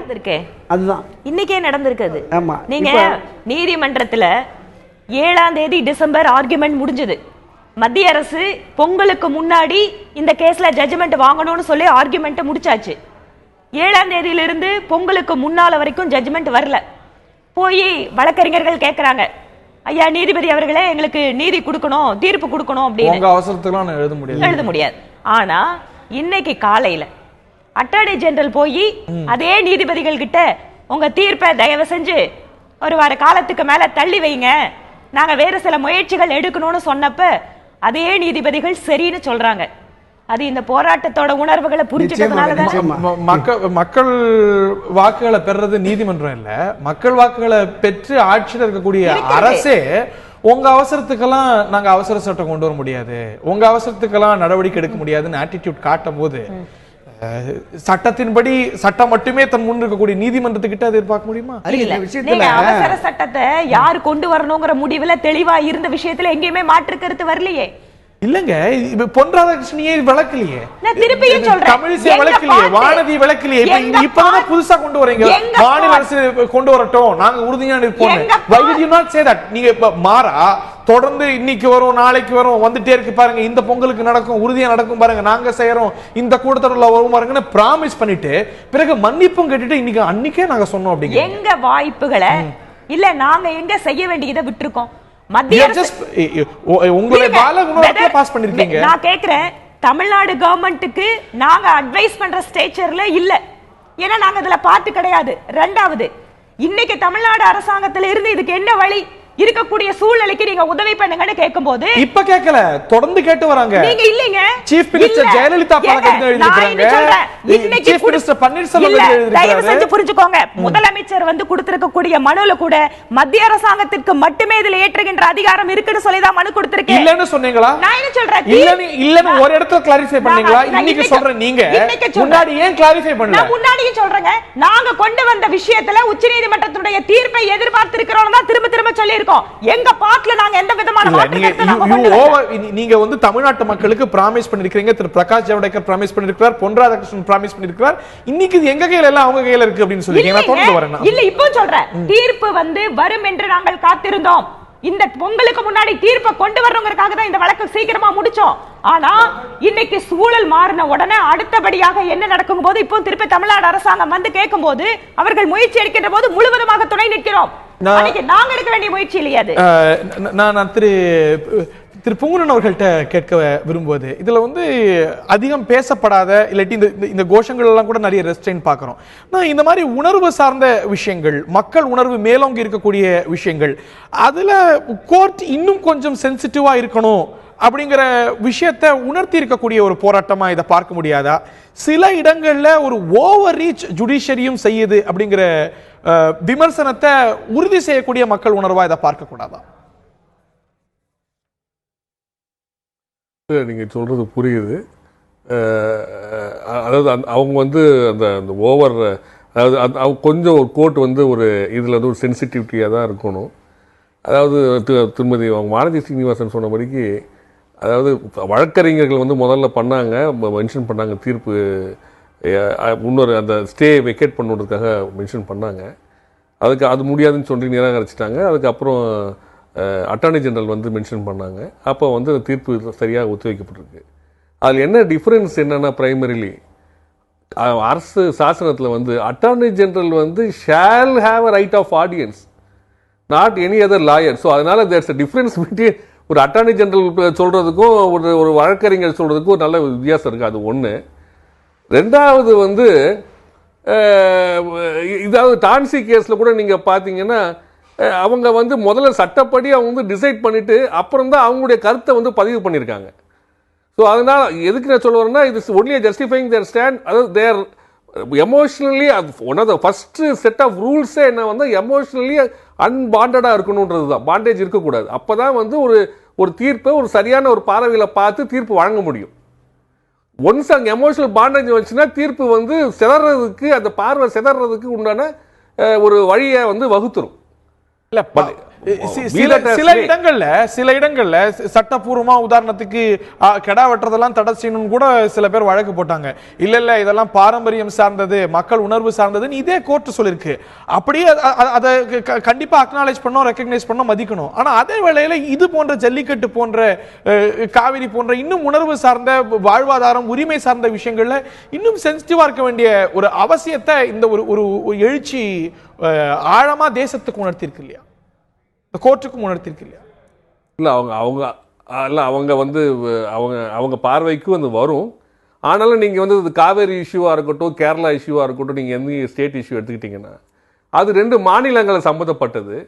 ஸோ 2 மாநிலங்கள்லையும் வந்து அஜிடேஷன்ஸ், ப்ரொட்டஸ்ட் எல்லாமே நடந்துக்கிட்டு தான் இருந்தது. அவங்க அப்போ நீங்கள் சொல்கிற மாதிரி அந்த ஒரு எமோஷனல் பாண்டேஜ் வந்து எந்த மாநிலத்துக்கு எடுக்க முடியும்? எடுக்க முடியாது இல்லையா? அவங்க சட்டத்தின் பால் நின்னா மட்டுமே தான் வந்து ஒரு தீர்ப்பு சொல்ல முடியும். இப்போ 12,000 கியூசெக்ஸ் திறந்து விட சொல்லி கோர்ட் சொல்லுது காவிரி வழக்குல. பிறகு அங்க ஒரு பெரிய போராட்டம், நாங்க திறந்து விட மாட்டோம்னு போராட்டம். அது வந்து ஆக்சுவலா பார்த்தா ஒரு நான் தீர்ப்பை செயல்படுத்த மாட்டேன், அதுவும் ஒரு மாநிலத்துக்கு இருக்கக்கூடிய உரிமையை கொடுக்க மாட்டேன் அப்படின்னு சொல்றது. இல்ல பிறகு வந்து ஒரு 10,000 கியூசெக்ஸா திறந்து விடுங்க. பிறகும் அந்த ஒரு டிஃபைன்ஸ் தொடரும் போது இல்ல ஒரு 8,000 கியூசெக்ஸா திறந்து விடுங்க அப்படின்னு கோர்ட்டே தன்னுடைய நிலைப்பாட்டை சொல்லுது. I may be wrong with the numbers, but இதற்கும் இம்பாக்ட் இந்த தருணங்கள் இருந்திருக்கு. இந்த ஒரு போராட்டத்துக்கும் அந்த வகையில் இம்பாக்ட் இருக்க கூடும் அப்படின்னு நம்ம ஏன் நினைக்க கூடாது? இல்லை, அது வந்து 2 விஷயம். ஒன்று வந்து அதாவது நான் ஏற்கனவே சொன்ன மாதிரி ஒவ்வொரு வழக்கும் வந்து ஒரு தனிப்பட்ட ஒரு தன்மை வந்து இருக்கும். 2வது வந்து ஒவ்வொரு நாளும் வந்து அந்த வழக்கினுடைய தன்மை வந்து வேறுபடும். அதனால தான் உத்தரவுகள் வந்து வேறுபடுது. இதில் வந்து அது வந்து அது ஒரு ஒரு போராட்டத்தை மையமாக வச்சுக்கிட்டு அதனால அந்த தீர்ப்பு மாறிடுச்சு, அது அந்த மாறி இருக்கு அப்படின்னு சொல்லும் போது அது வந்து ஒரு தவறான கண்ணோட்டத்தை தருன்றது என்னுடைய கருத்து. அவர்கள்ட்ட கேட்க விரும்புகிறேன். வாடி வாசல் திறக்காம வீடு வாசல் போய் சேர மாட்டோம், அவசர சட்டமோ எந்த சட்டமோ நிரந்தர தீர்வு வேணும் அப்படின்னு இளைஞர்கள் போராடிட்டு இருக்காங்க. அதை அவங்க பார்த்துப்பாங்க, அதை உறுதி பண்ணுவாங்கன்னு இன்னைக்கு நம்ப முடியுது. ஆனா இதை தாண்டிய கேள்வி எழுது. இன்னைக்கு ஜல்லிக்கட்டு சார்ந்த இந்த ஒரு எழுச்சிக்கான காரணம் நமது நாட்டு மாடுகளுக்கு இவ்வளவு ஆபத்து நேர்ந்துட்டு இருக்கா அப்படிங்கிற ஒரு எண்ணம், அந்த ஒரு புரிதல் இன்னைக்கு எல்லாருக்கும் மத்தியிலையும் ஏற்பட்டிருக்கு. இந்த ஜல்லிக்கட்டுக்கு முக்கியமான பங்காற்றிருக்கு நம்புறோம். ஆனா இதை தாண்டியும் கூட நாட்டு மாடுகளை பாதுகாக்கிறதுக்கு நம்ம எல்லோரும் நடவடிக்கை எடுக்க வேண்டிய ஒரு முக்கியமான தருணத்தில் இருக்கும். ஏன்னா இது சார்ந்த ஒரு புரிதல், ஒரு அண்டர்ஸ்டாண்டிங் எல்லார் மத்தியிலையும் வந்திருக்கு. there is also much more needed இல்லையா? அதில் முக்கியமாக இதில் நம்ம வந்து என்ன தெரிஞ்சுக்கணும்னாங்க, ஏன் ஜல்லிக்கட்டு வந்து நாட்டு மாடுகளுக்கு காப்பாற்றுவதற்கு அவசியம், வைட்டல் அப்படிங்கிறத நம்ம புரிஞ்சுக்கணும். அதில் வந்து பார்த்திங்கன்னா ஜல்லிக்கட்டுங்கிறது இந்த ரூரல் இக்கானமியில் நடக்கிற இப்போ சைக்கிளில் ஒரு சிறு பகுதி தான். நீங்கள் ஜல்லிக்கட்டுங்கிறது ஒரு பண்டைய கால கேட்டில் ஷோ, அதுதான் உண்மை. அங்கே வந்து அதில் எந்த மாடுகள் கலந்துக்குதுன்னு பார்த்துக்கிட்டிங்கன்னா ஸ்டட் புல்ஸ், பொலிக்காளைகள் அல்லது பூச்சிக்காளைகள்னு சொல்கிறோம், இதுதான் வருது. இதை வந்து நம்ம எக்ஸிபிட் பண்ணுறோம். அந்த ஊர் கூடி நிற்கிற வேளையில் அந்த மாட்டை நம்ம காட்சிப்படுத்துகிறோம். அப்போ அதுக்கு ஒரு நல்ல மாடுகளுக்கு, விரையிலான திறமையான பலமான மாடுகளுக்கு ஒரு பேர் உருவாகுது, ஒரு பிராண்ட் உருவாக்குறோம். அந்த ஊரை சேர்ந்த மாடுகள் நிறைய விளையாண்டுதுன்னா அந்த ஊருக்கே ஒரு பிராண்ட் ஆகுது. அது நீங்கள் இது எப்படி ஒர்க் ஆகுதுன்னு பார்த்தீங்கன்னா, அந்த பிறகு இந்த ஊரில் ஜல்லிக்கட்டு நடக்கும், அதுக்கு அடுத்தது பக்கத்து ஊரில் நடக்கும், அந்த ஊரில் நடக்கும். இந்த பகுதிக்கே ஒரு 2-3 மாதங்களில் நடந்து முடிந்த பிறகு அந்த பகுதிக்கான மிகப்பெரிய மாட்டுச்சந்தை நடக்கும், வருடாந்திர மாட்டுச்சந்தை நடக்கும். இதெல்லாம் தான் நம்ம வந்து புரிஞ்சுக்கிறோம். நீங்கள் பார்த்தீங்கன்னா அந்த பகுதிக்கான வருடாந்திர மாட்டு சந்தைக்கு இந்த மாடுகளுடைய கன்றுக்குட்டிகள் எல்லாம் வரும். அந்த கன்றுக்குட்டிகள் வரும்போது எந்தெந்த ஊரில் எந்த மாடுகள் நல்லா விளையாண்டுதோ அந்த நம்ம பிராண்ட் கிரியேஷன் இன்னைக்கு சொல்கிறோம். அவங்க பண்டைய காலத்திலேயே நம்ம ஒரு பிராண்டை உருவாக்குகிறார்கள். அந்த பிராண்டுக்கு, அந்த கன்றுக்குட்டிகளுக்கு ஒரு பிரீமியம் விலை கிடைக்கும். இந்த இக்கானமி வந்து நம்ம மறுக்க முடியாது. இன்றைக்கும் இது வந்து நடப்பில் இருக்கிறது. ஸோ இன்றைக்கும் இதே மாதிரி போனீங்கன்னா அந்தியூர் சந்தைக்கு பாருங்க, வருடாந்திர சந்தை, ஒவ்வொரு பகுதியிலையும் இந்த மாதிரி சந்தைகள் நடக்குது. இன்றைக்கும் இது வழக்கத்தில் இருக்கிறது. நம்ம ஜல்லிக்கட்டை பற்றி மட்டுமே பேச முடியாது. அதனால தான் உங்களுக்கு பார்த்தீங்கன்னா இப்போ ஜல்லிக்கட்டை எடுத்து விட்டால் நாட்டு மாடு அழிந்து போயிருங்கிறத தெளிவாக நம்ம புரிய வைக்க முடிஞ்சது. ஏன்னா நீங்க மாடுகளின் வகைகளிலும் இருக்கிறது, வடநாட்டுக்காரர்களுக்கு சிரமங்களும் இருக்கிறது. ஏன்னா வடநாட்டுக்காரங்க கேட்கிற மிக முக்கியமான கேள்வியே ஜல்லிக்கட்டு இல்லைன்னா ஏன் மாட்டை காப்பாற்ற முடியாதா அப்படிங்கிறது நீங்க வைத்த கேள்வியும் அதுதான். இல்ல this jallikattu is very vital to பகுதியில இல்ல ஜல்லிக்கட்டு ரொம்ப வைட்டல் நம்ம எல்லாரும் ஏற்கறோம். போது ஒவ்வொரு கம்யூனிட்டி ஒவ்வொரு வகையில ஒவ்வொரு இவால்வ் ஆன அந்த டெரைனுக்கான மாடுகளுக்கு தகுந்த மாதிரி வச்சிருக்காங்க. இந்தியால ஜல்லிக்கட்டு நடக்குது அந்த பகுதியில அந்த மாடுகளுக்கு அது பொருந்தும். அதுக்கு பிறகு நீங்க இந்த பக்கம் பாத்தீங்கன்னா மன்னிக்கவும். Thiru Somu, Jallikattu is very vital நம்ம நிச்சயமா எல்லாரும் உணர்றோம். அதுக்காகத்தான் இந்த ஒரு எழுச்சி. ஆனா இதை தாண்டியும் நிறைய விஷயம் செய்ய வேண்டியிருக்கு இல்லையா? இது ரொம்ப முக்கியம். இதை தாண்டிய நடவடிக்கைகளையும் செய்யறதுக்கு this is the best time. ஆமாம், நம்ம இதை தாண்டி என்ன நடவடிக்கைகள் எடுக்கிறதுனா, நம்ம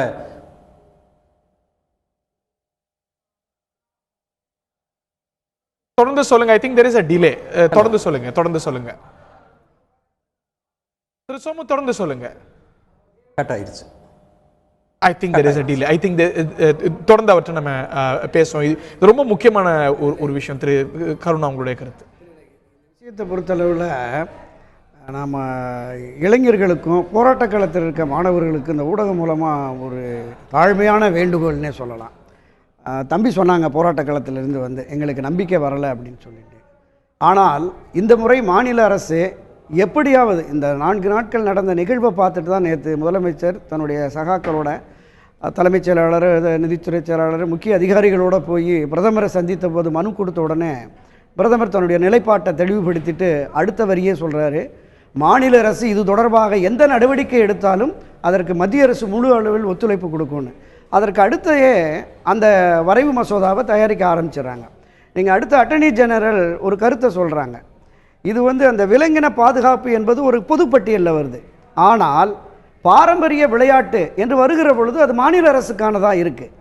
அந்த வகையில மாநில அரசு பொதுப்பட்டியல் ஆர்டிகல் 254 இந்த மாதிரி அந்த வகையில இப்ப உறுதிமொழி என்பது இந்த அவசர சட்ட மசோதா தாக்கலாகி இது உள்துறைக்கு போய் சட்டத்துறை எல்லாம் போய் இந்த மாதிரி 100 உறுதிமொழியை ஏற்கனவே நாங்க பார்த்துட்டோமே. ஏதோ வருது, நாங்க துளியும் பின்வாங்க மாட்டோம். மத்திய அரசும் இதோ பாருங்க இந்த பொங்கல் கழியாது ஜல்லிக்கட்டு இல்லாமன்னு மத்திய அரசும் பொது வெளியிலையும் பல இடங்கள் உத்தரவாதம் கொடுத்தாச்சே. இதை நாங்க எப்படி நம்பணும்? அதுதான் நான் சொல்றேன். நீங்க பொது வெளியிலையும் விமான நிலையத்தில் விமானம் ஏறுற போதும் வர்ற போதும் சொல்ற கருத்துக்களுக்கும் இன்றைக்கு களத்தில் இருந்து அங்க 2 நாட்கள் தமிழ்நாடு அரசினுடைய ஒட்டுமொத்த ஒரு அதிகார மையமும் அங்கே இருந்து மத்திய அரசினுடைய முழுமையான அங்கீகாரத்தை பெற்று இந்த சட்ட வரைவை கொண்டு வந்து அவருக்கு ஜனாதிபதியினுடைய ஒப்புதலை பெறுவதற்கான 90% பணிகள் முடிஞ்சிருச்சு. இன்னைக்கு என்ன நிலைமையில இருக்காங்கன்னா இளைஞர்கள், we are fed up. Seeing is believing. நடத்தி காட்டுங்க, வாடிவாசல் திறக்கட்டும்.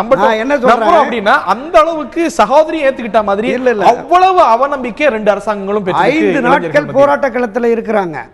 இந்த இளைஞர்களுடைய இந்த வீரியம் குறையக்கூடாது. அவங்களுக்கு இன்னும் நிறைய களத்தில் போராட வேண்டியது இருக்கு. பனியிலையும் மழையிலையும் முழுமையாக நீங்கள் மத்திய அரசையோ மாநில அரசையோ உச்சநீதிமன்றத்தையோ இந்த உலகளாவிய ஒரு பொதுமக்கள் மத்தியில் ஒரு மிகப்பெரிய தாக்கத்தை உருவாக்கிட்டாங்க. எனவே இப்போ சனி ஞாயிறு வருது, அவசர சட்ட நாளைக்கு ஜனாதிபதி அவர் ஒப்புதல் போட்டு ஆளுநர் வந்து அவசர சட்டத்தை பிறப்பித்தால் நாளை இரவோ அல்லது நாளை மறுநாளோ வாடிவாசல் திறக்கக்கூடிய வாய்ப்பு இருக்கிறது.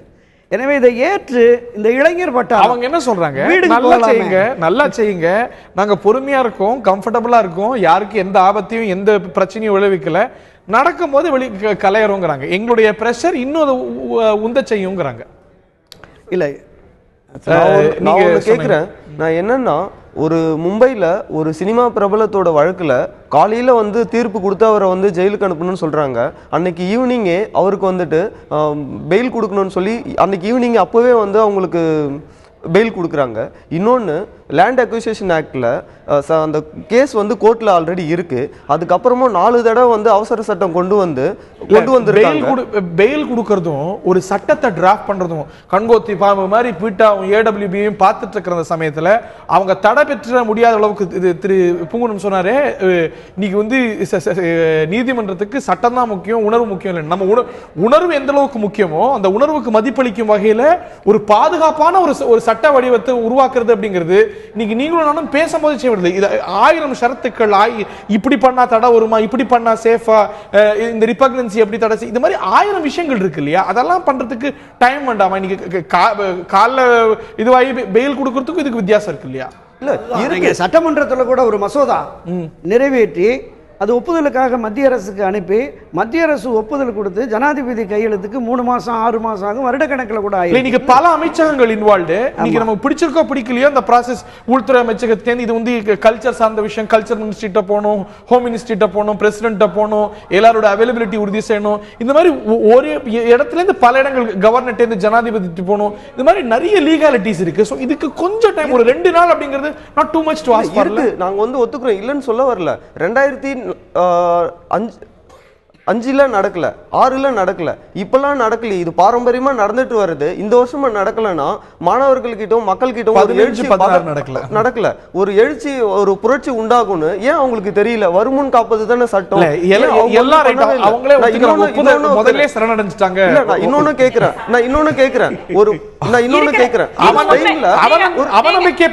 மன்னிப்பு கேட்டுட்டேங்க, நீங்க பாருங்க, உண்மையை பேசணும் அப்படின்னு சொல்லும் போது நான் உண்மையை பேசுறோம், அதனால திருப்பி இழுத்துட்டு வர்றது. அவங்க ஏற்கனவே சரணடைஞ்சிட்டாங்க சொல்லி திரு பொன் ராதாகிருஷ்ணன் மன்னிப்பு கேட்டார் மக்கள்கிட்ட. அப்ரிஷியேட் பண்ணுங்க, அரசியல்வாதி உண்மை பேசினா அப்ரிஷியேட் பண்ணுங்க. பொன் ராதாகிருஷ்ணன் மன்னிப்பு கேட்டார். What does it mean?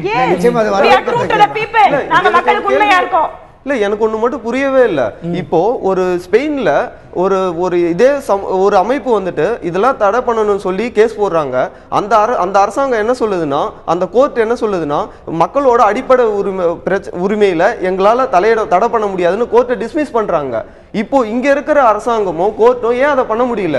இவங்களால வந்து மக்களுக்காக தானே இவங்க இருக்காங்க. ஒரு தனி என்ஜிஓக்கு பயப்படுறாங்க அப்படின்னா இவங்க நாங்க எப்படி நாங்க அதை எடுத்துக்கிறது சொல்லுங்க? இது அரசாங்கம் பயப்படலீங்க, கோர்ட்டோட உத்தரவு. ஸ்பெயின் நீங்க சொன்ன மாதிரியே ஸ்பெயின் கோர்ட்டுக்கு சொல்லிட்டாங்க, ஆமா உரிமையில தலையிட முடியாதுன்னு. இந்திய கோர்ட் அந்த மாதிரி சொல்லல. சகோதரி, இதுல வந்து இன்னமும் கூட மத்திய சட்டத்தை அமெண்ட் பண்ண வேண்டியதுக்கான அவசியம் இருக்கு. ஏன் இப்ப பண்ண முடியாதுங்கிற கேள்வி இருக்கு. why not that? ஏன்னா நீங்க கொடுத்த உத்தரவாதம் இது, மத்திய சட்ட அமைச்சகமே கொடுத்த பரிந்துரை இது. you can't just look away. நான் இன்னும் கூட சொல்றேன், ரொம்ப சுருக்கமா இறுதியான ரொம்ப சுருக்கமா, நீங்க அவர்கிட்ட கேட்ட கேள்வி தயவு செஞ்சு எங்கிட்டும் கேட்டிருக்கலாம். இதை தாண்டி யோசிக்க வேண்டாமான்னு போராடி கொண்டிருக்கக்கூடிய நம்முடைய இளைஞர்கள் ஒட்டுமொத்த சமுதாயத்துக்கிட்ட வெறும் ஜல்லிக்கட்டுனால நான் ஜல்லிக்கட்டை கீழே வச்சுட்டு பேசுறேன்னு அர்த்தம் இல்லைங்க. ஜல்லிக்கட்டு தாண்டி நம்ம பாரம்பரிய மாடுகளை காப்பாற்றணும்னு சொன்னா ஒரு விஷயத்த மனசுல வச்சுக்கோங்க. கிட்டத்தட்ட 100கணக்கான வகை மாடுகள் இருந்த இடத்துல இன்னைக்கு வெறும் 25 வகை மாடுகள் மட்டுமே இருந்துட்டு இருக்கு. ஜல்லிக்கட்டு நம்ம தொடர்ச்சியா நடத்திட்டு வரோம், 2 வருஷம் மட்டும்தான் நடத்தல. ஆமா, இதெல்லாம் அழியறதுக்கு நாமளும் ஒரு விதத்துல காரணமா இருந்திருக்கோம். இன்றைக்கும் ஆயிரக்கணக்கான நம்முடைய நாட்டு மாடுகள் பக்கத்து மாநிலத்திற்கு கடத்தப்படுகிறது. இன்னைக்கும் பசுவதை தடை சட்டம் அப்படின்னு பேசும்போது அதையெல்லாம் மத அரசியல் சொன்னவங்க எல்லாம் இன்னைக்கு போராட்ட களத்துல நின்று கலாச்சாரம் பாரம்பரியம் அப்படின்னு பேசிட்டு இருக்காங்க. அவர்களையும் தயவு செய்து அடையாளம் கண்டு கொள்ளுங்கள். பசுவதைங்கிறதோ இந்த ஜல்லிக்கட்டு கூடவே சேர்த்து யோசிச்சு பாருங்க. நம்ம நாட்டு மாடுகள் என்ன பாவம் பண்ணுச்சு, அதை சேர்ந்து யோசிங்க. இதுல போராடக்கூடிய அத்தனை இளைஞர்களும் இதையும் தாண்டி சமுதாய கடமைகளையும் சேர்த்து சிந்திக்க வேண்டும் என்பதை கோரிக்கையாக வைத்து மத்திய அரசாங்கம் அவசர சட்டம் கொண்டு வரதுக்கு ஒரு கேள்வி கேட்டீங்க. தீர்ப்பு வந்ததற்கு பின்னால இப்ப நாம ஒரு அவசர சட்டம் கொண்டு வர போறோம். தேவைப்பட்டால் என்ன விதமான முயற்சிகளை எடுத்து ஜல்லிக்கட்டு நடத்துவோம். இதையும் தாண்டி நம்ம சொல்றோம். ஆனா this is very very vital. அதனால தான் இந்த அளவுக்கு ஒட்டுமொத்த மாநிலமும் இது வேண்டும் அப்படின்னு சொல்லி இருக்கிறது. திரு சோமு அவர்களும் விளக்கமா சொன்னார். ஒரு அகேரியன் எக்கானமியில ஒரு நாட்டு மாடுகள் பராமரிப்பில் இந்த ஜல்லிக்கட்டு தொன்று தொட்டு ஒரு முக்கியமான பங்காற்றி இருக்கிறது. அதை தொடர்ந்து நமது நாட்டு மாடு இனங்களை தொடர்ந்து உயிரோட்டத்தோடு வச்சிருக்க, அதை காக்க இது ரொம்ப அவசியம். இதை தாண்டிய நடவடிக்கையும் அவசியம். இந்த உரிமையை மீட்டெடுக்க ஒட்டுமொத்த தமிழகமும் போராடி இருக்கிறது. Proof of the pudding is the eating என்று சொல்வார்கள். நடக்கட்டும், பிறகு நம்புகின்றோம். வாடி வாசல் திறக்கட்டும், பிறகு வீடு வாசலுக்கு போறோன்னு இளைஞர்கள் காத்து கொண்டிருக்கிறார்கள். நல்ல தீர்ப்பு, நல்ல முடிவு வர வேண்டும், இந்த ஒரு எழுச்சி தொடர வேண்டும் அப்படின்னு நம்ம எல்லோரும் நினைத்துக் கொண்டு விடைபெறுகின்றோம். இந்த நிகழ்ச்சியில் பங்குண்ட விருந்தினர்கள் அனைவருக்கும், பார்த்த நேயர்களுக்கும் நன்றி, வணக்கம்.